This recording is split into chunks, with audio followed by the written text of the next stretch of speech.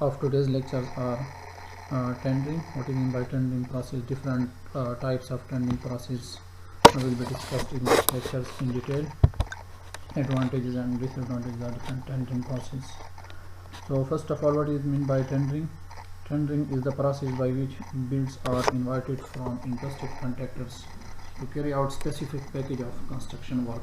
That is, every construction work has been done through a proper way of tendering, that is advertised. The work scope and quality of the work is advertised in a newspaper or Kepra website, and then tender notice are advertised there, and contractor or from different tenders submit their tender for bids for the tendering process. So what are the construction tendering types? Generally, many departments normally adopt open tendering for invitation of the tenders. So there are three main ways to award or conduct a tendering process. And that is the open tendering process. Other is the restricted selective tendering. In open tendering, all the contractors are allowed to submit their bid or tender documents against the advertised tender.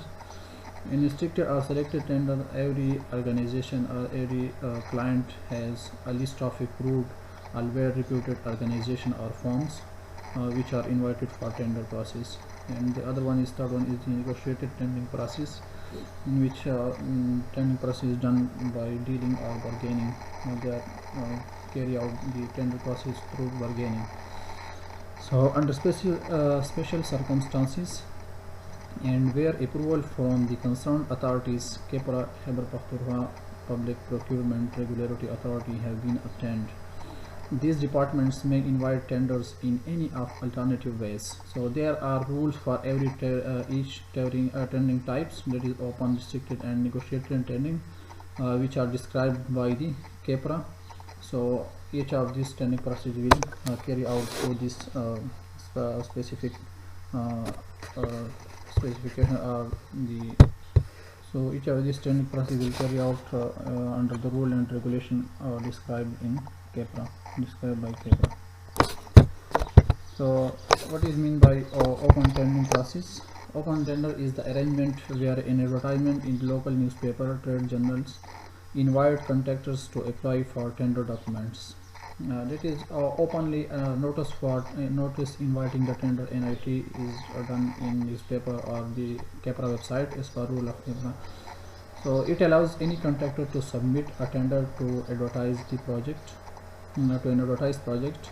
A deposit or bid security, which may be from 1% to 3% of the total cost of the project, is usually required by the client to ensure that only serious offers are made. And this is done to filter out the contractors who are not interested in submitting a tender, because if there is no bid security, everyone will come and they will submit their bid against the tender notice. And if there is a bid security, then only serious bidders or serious tenders will be there, submit their tender against the tender notice. So there are a different procedure for opening tender process. There may be a single stage, one envelope procedure, in which technical and financial and technical document in any technical bid document, if there is any, submitted at a time in a single envelope. Other is the single stage, two envelope procedure, and third one is two stage and two envelope bidding procedure. So in the first procedure, that is single stage, one envelope procedure, each bid shall comprise one single envelope containing separately financial proposal and technical proposal, if any. That is, the financial and technical proposal are submitted in a single envelope. All bids received shall be opened and evaluated in a manner prescribed in the bidding documents. So all the bids, when they are after the closing dates, they are opened and evaluated in a proper way as described in bidding document, the instructions, term and condition of bidding documents. In the single and other one is the single stage, two envelope procedure. The bid shall comprise a single package containing separately the financial proposal and technical proposal. So the financial and technical proposals are submitted in two different envelopes in a single stage, but they are submitted simultaneously. Initially, the envelope marked technical proposal shall be opened. The envelope marked as financial proposal shall be retained in custody of procuring agency without being opened. If any firm did not achieve the technical qualification or did not qualify technically, then their bid can be returned without opening. Their financial bid can be returned without opening. And if they are technically qualified, then their financial bid will become into consideration. So the procuring agency shall evaluate the technical proposal first, and those who technically qualify, then they go to their financial proposal, financial bid. So the third one in open tendering process is the two-stage, two-envelope bidding process, which is the most I think followed procedure in tendering process, in which technical and financial proposals are submitted separately, but one before the other rather than simultaneously. They are not submitted at a time. Both the technical proposal is submitted, or technical documents proposal are submitted first, so they are properly evaluated and marked. So those who technically qualify, then the client or the owner email them and call them for submitting their financial proposal, giving them some time to adjust their to set their financial proposal document. The technical proposal are evaluated first, and financial proposal remains sealed and secured. Firms achieving the minimum technically qualifying marks are greater as stated in the call for proposal. Later on we will discuss how they are evaluating technical and financial marks, and then invited to public opening of their financial proposal.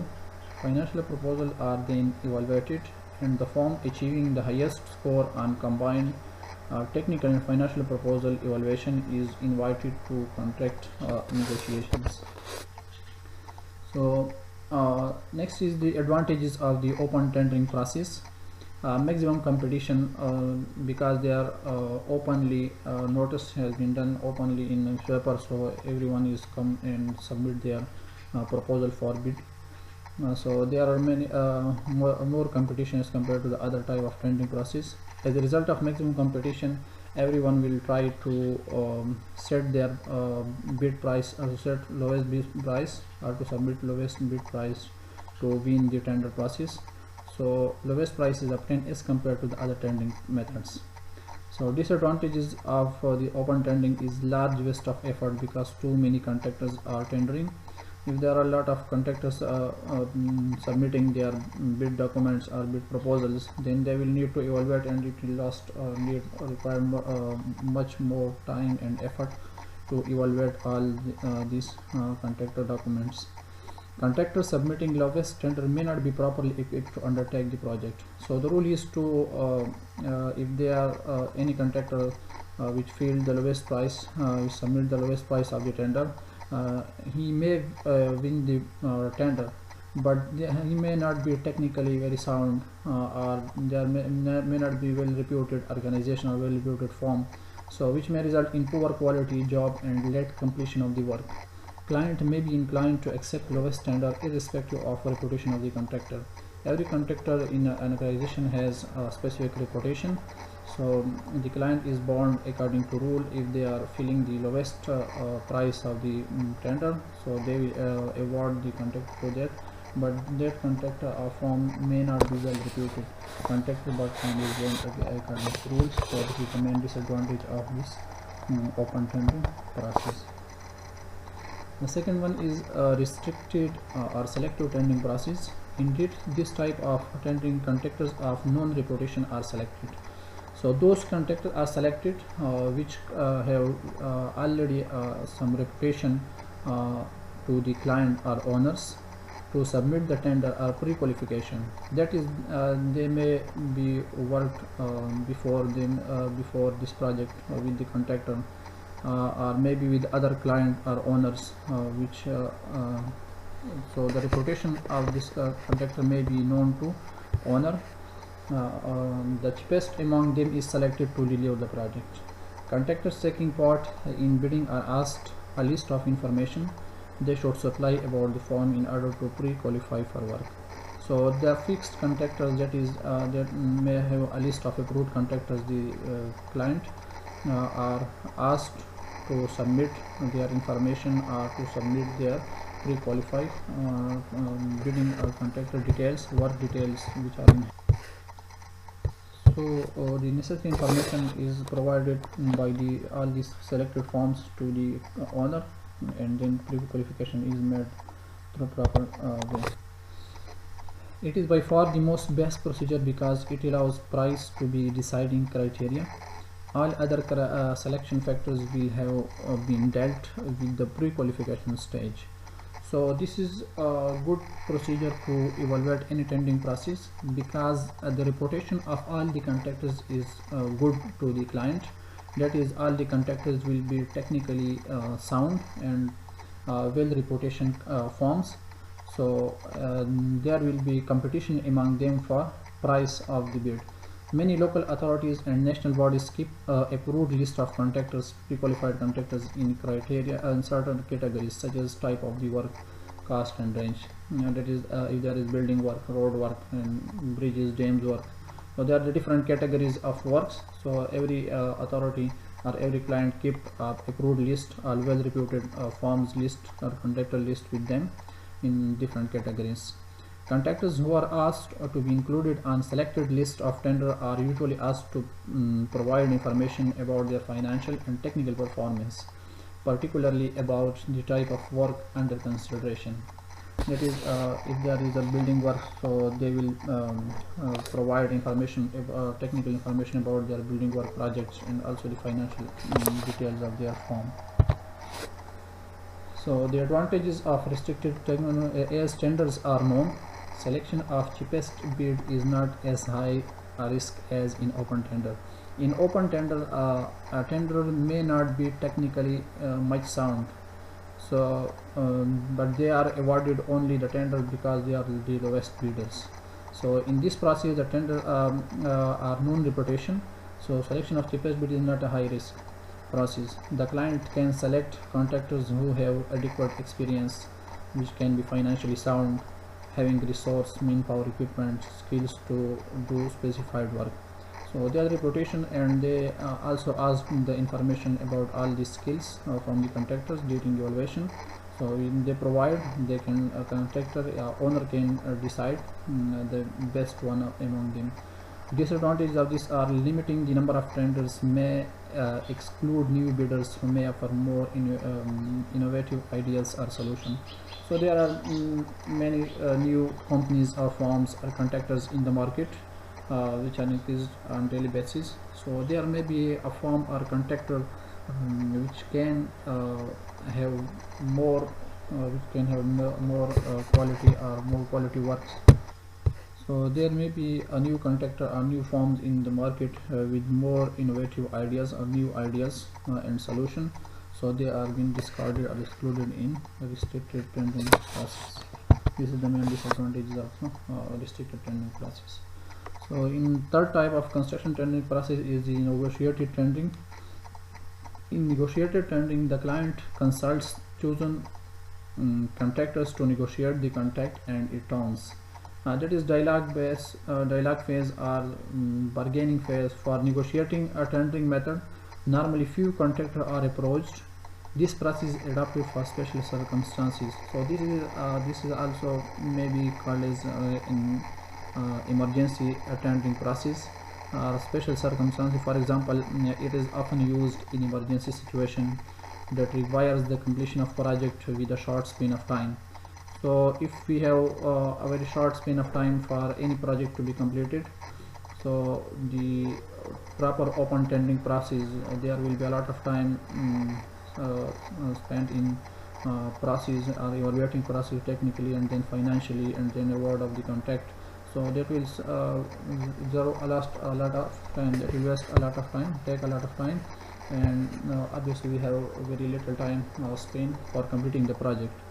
So for complex construction in which financial and technical properties are difficult to identify, For complex construction process in which the financial and technical properties are difficult, so the negotiated tendering, that is bargaining process, are adopted for tendering process. This negotiation tendering process is also used in situations involving security projects of national importance. So according to the rule, CAPRA rule, there must be minimum of 3 bidders in negotiated tendering process. We cannot we cannot evaluate a tender process with less than 3 bidders. The advantages of this process is if there are any queries, these are discussed and usually settled without any difficulty, and that is negotiated or bargained among the client and the contractors, and changes in the project scope and quality and work cost can be negotiated with the mutual cooperation of a client and the contractor. Disadvantages of this way of the tendering is negotiated tenders for public works are rare because the standing rules of public authorities such as CAPRA do not normally permit them to avoid favoritism. So to avoid favoritism, the CAPRA or Public Procurement Regulatory Authority do not normally permit them to avoid the favoritism, because if this process is adopted, so a client may call fixed contractors which are near to them, and